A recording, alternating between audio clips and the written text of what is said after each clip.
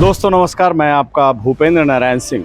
एक बड़े राष्ट्रीय आपदा की घड़ी में आप सबको मोदी जी के पीछे मजबूती से खड़ा होने के लिए आईएनसी टीवी पर आमंत्रित करता हूं। मसला राष्ट्रगुरु मोदी जी के परम प्रिय मित्र अडानी जी से रिलेटेड है। आप सबको अच्छी तरह से पता है कि मोदी जी अपने मित्र अडानी जी के दिन दूनी रात चौगुनी कमाई के लिए कितना दम लगाए हुए रहते हैं। उनकी मेहनत का नतीजा भी हम सबके अब सामने है।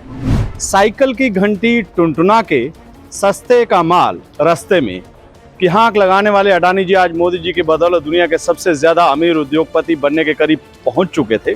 लेकिन उन्हीं अडानी जी को दुनिया जालिया, फर्जी, धोखेबाज और पता नहीं क्या क्या बता रही है। ऐसे में हम सबका फर्ज बनता है कि हम सब कुछ भूलकर माननीय मोदी जी और उनके परम मित्र अडानी जी की रक्षा में तन मन धन से जुट जाएं। वैसे आप बस अपने तन मन से अडानी जी का साथ दीजिए, धन का मसला तो कोई और ही संभाल रहा है। पूरा मसला समझने से पहले आपको पूरे लफड़े का अपडेट दे देता हूं। अमेरिका की एक रिसर्च एजेंसी है हिंडनबर्ग। एजेंसी की पूरी दुनिया के बिजनेस जगत में खुद की धाक है। एजेंसी समय समय पर बड़े बड़े बिजनेस ग्रुप का काला चिट्ठा जारी करती रहती है। हिंडनबर्ग की एक रिपोर्ट से फर्जी उद्योगपतियों का बैंड बज जाता है।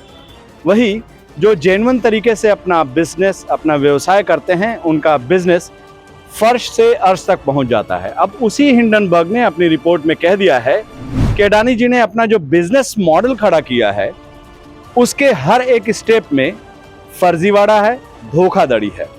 एक तरह से अडानी जी का पूरा बिजनेस झूठ का गुब्बारा है, जिसमें जिस दिन सच की सुई घुस गई उस दिन अडानी जी तो डूबेंगे ही, पूरे भारत की इकोनॉमी को भी लेकर डूब जाएंगे।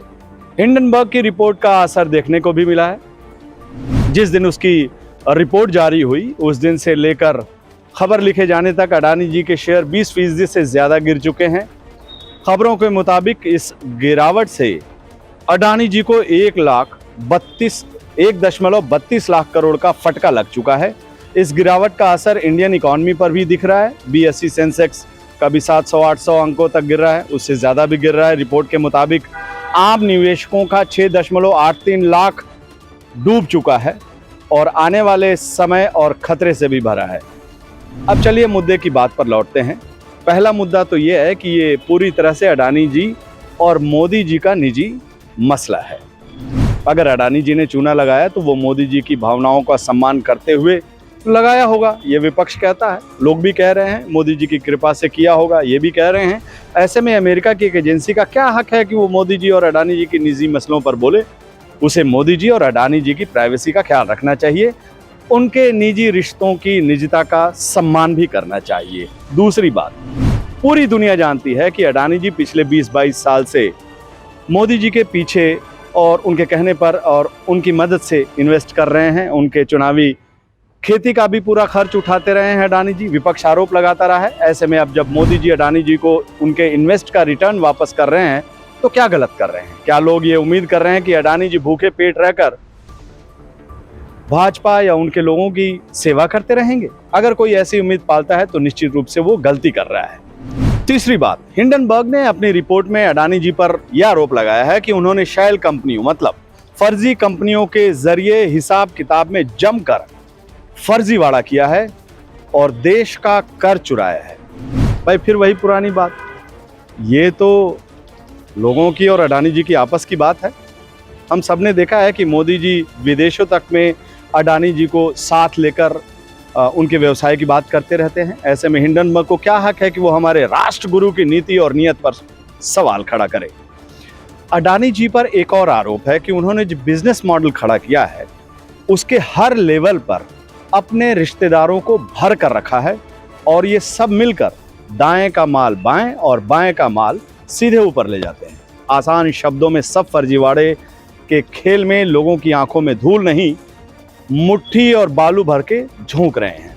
समझ में नहीं आ रहा है कि इस तरह के आरोपों पर क्या कहा जाए। अगर वो इस तरह का खेल नहीं करते तो क्या आज इस लेवल पर पहुंच पाते?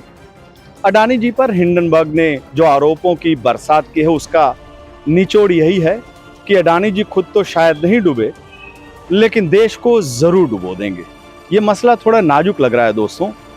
अपने मोदी जी तो फ़कीर आदमी हैं, आप उनके भाषण सुने, वो कहते हैं मैं तो फ़कीर हूँ। पहले ही वो कह चुके हैं, आखिर में वो डोरा डंडी और झोला उठाकर चल देंगे।